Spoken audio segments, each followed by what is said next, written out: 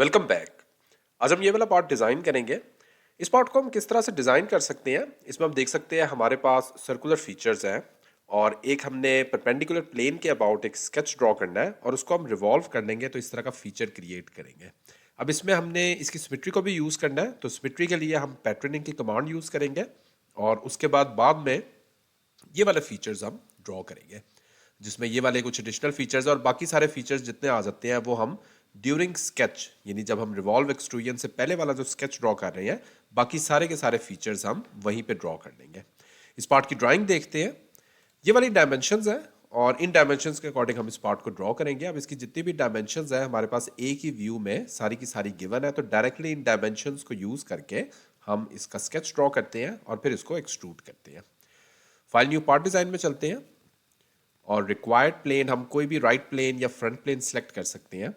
तो मैं यहाँ पे फ्रंट प्लेन सेलेक्ट करता हूँ और स्केच में जाएंगे।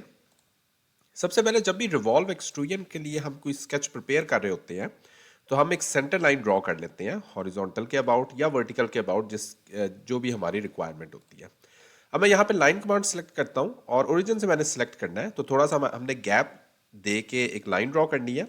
अब जरा इसके बाद नेक्स्ट हमने कुछ सर्कुलर पैटर्न, लीनियर पैटर्न भी यहाँ पे यूज़ करना है, उसको ज़रा देखें किस तरह यूज़ करेंगे।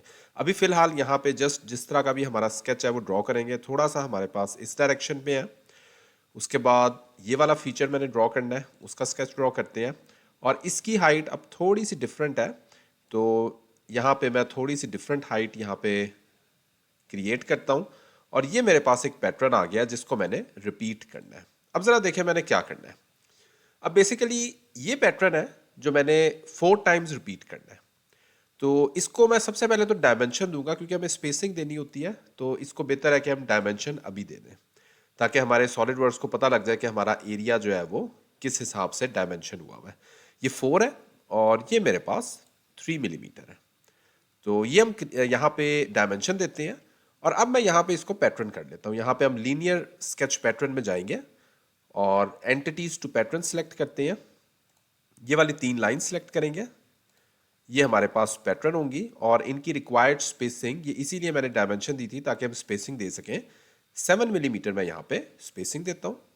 नंबर ऑफ इंस्टेंसेस मुझे 4 रिक्वायर्ड है। Click okay.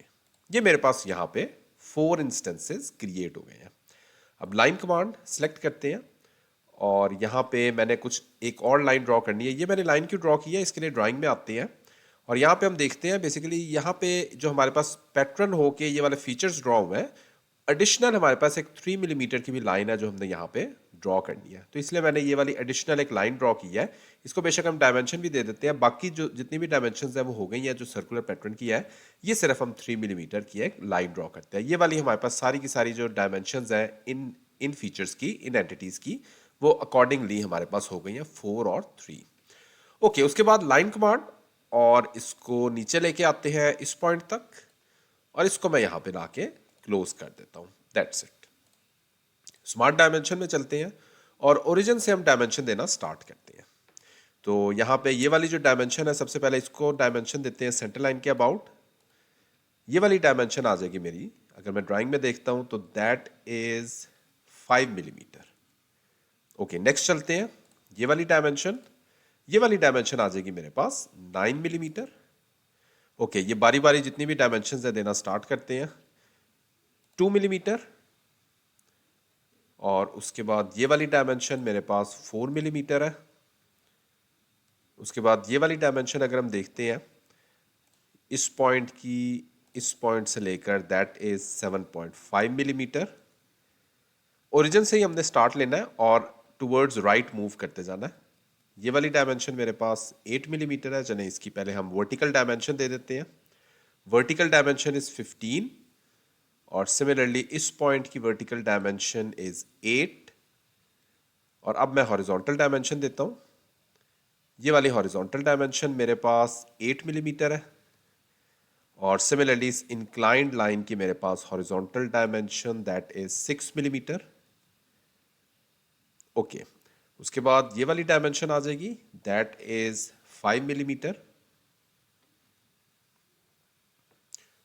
ओके, उसके बाद मैं टोटल डायमेंशन दे देता हूँ।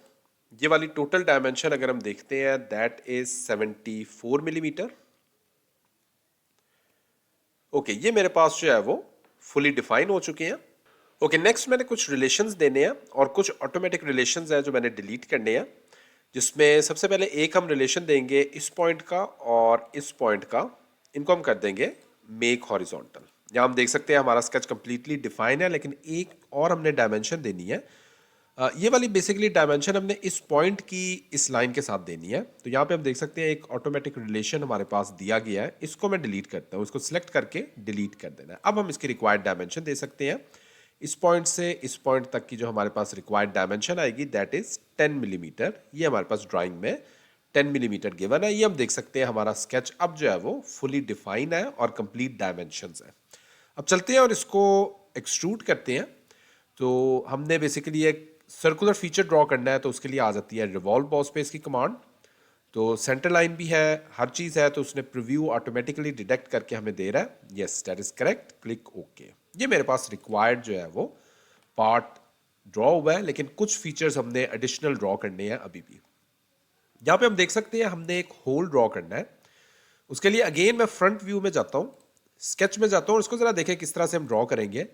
इसके लिए भी हम यहाँ पे एक सेंटर लाइन ड्रॉ कर लेते हैं। सबसे पहले एक सर्कल ड्रॉ करते हैं, सर्कल की रिक्वायर्ड डायमेंशन दे देते हैं 4 मिलीमीटर, और इसका रिक्वायर्ड डिस्टेंस स्पेसिफाई करते हैं, डिस्टेंस इज 12 मिलीमीटर। इस पॉइंट से लेकर इस पॉइंट तक जो हमारे पास डिस्टेंस है दैट इज 12 मिलीमीटर,